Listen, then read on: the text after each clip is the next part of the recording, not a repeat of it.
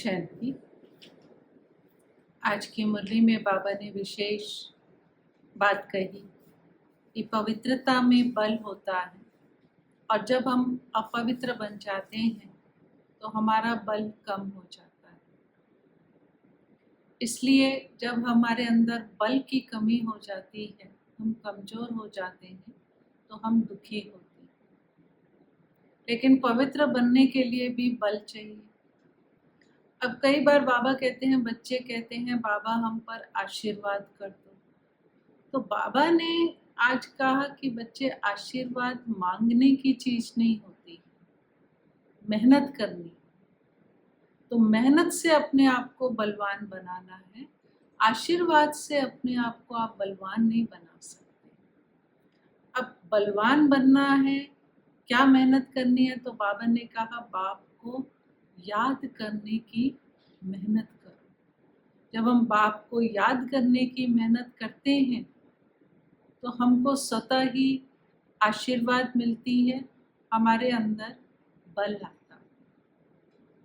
अब बाबा ने कहा कि जितनी ऊंची पढ़ाई होती है ना, उतनी मेहनत भी ज़्यादा होती है, लेकिन पद भी उससे उतना श्रेष्ठ मिलता है।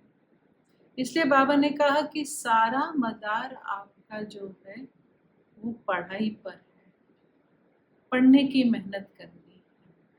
तो ये एक बात बाबा ने मुरली में कही। दूसरी बात जो बाबा ने कही वो निश्चय और संशय की बात कही। बाबा ने कहा निश्चय और संशय 1 सेकंड में आ जाता है।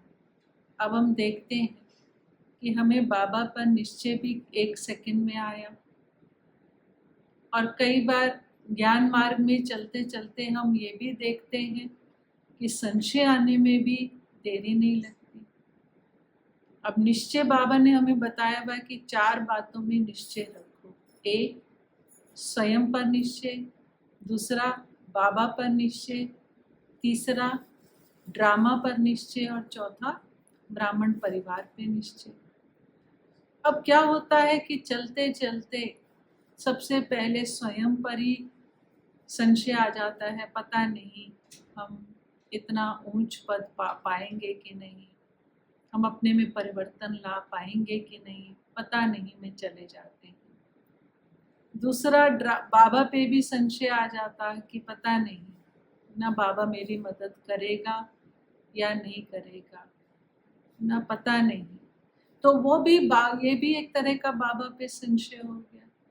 तीसरा, हम ड्रामा पे संशय ले आते हैं। कोई भी ड्रामा में सीन आता है तो हमारे अंदर प्रश्न उठने शुरू हो जाते हैं, मेरे साथ ही ऐसा क्यों होता है, ऐसा क्यों, क्या। और चौथी बात, ब्राह्मण परिवार में बाबा कहता है कि राजधानी स्थापन हो रही है। अब राजधानी में तो नंबरवार होंगे। अब हम किसी कमजोर आत्मा को देखते हैं, अब उसका भविष्य में पद ही दास दासी बनने का है, तो वर्तमान में उसका पुरुषार्थ भी वैसा होगा। अब हम संशय में आ जाते हैं कि ये कैसे राजा बनेंगे, दिखते तो नहीं है न, देखो क्या कर रहे हैं। फिर स्वयं पर भी आ जाते हैं।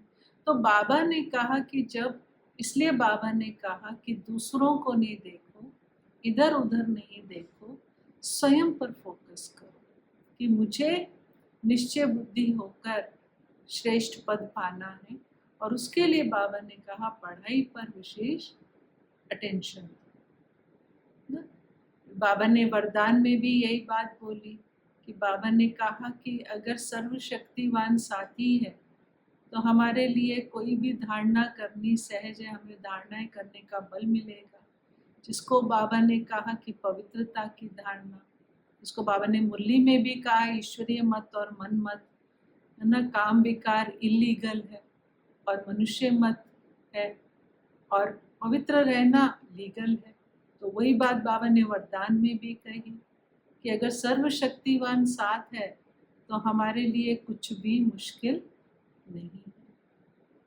और स्लोगन में भी बाबा ने बहुत अच्छी बात बोली, त्रिकालदर्शी पर बाबा ने स्लोगन बोला कि अगर हम त्रिकालदर्शी स्थिति में स्थित हों कि हर बात का पास्ट, प्रेजेंट और फ्यूचर हमारी बुद्धि में हो, पास्ट का हमारे पास अनुभव है, वर्तमान में क्या परिस्थिति है और फ्यूचर भविष्य में इसके क्या कॉन्सिक्वेंसेस हैं।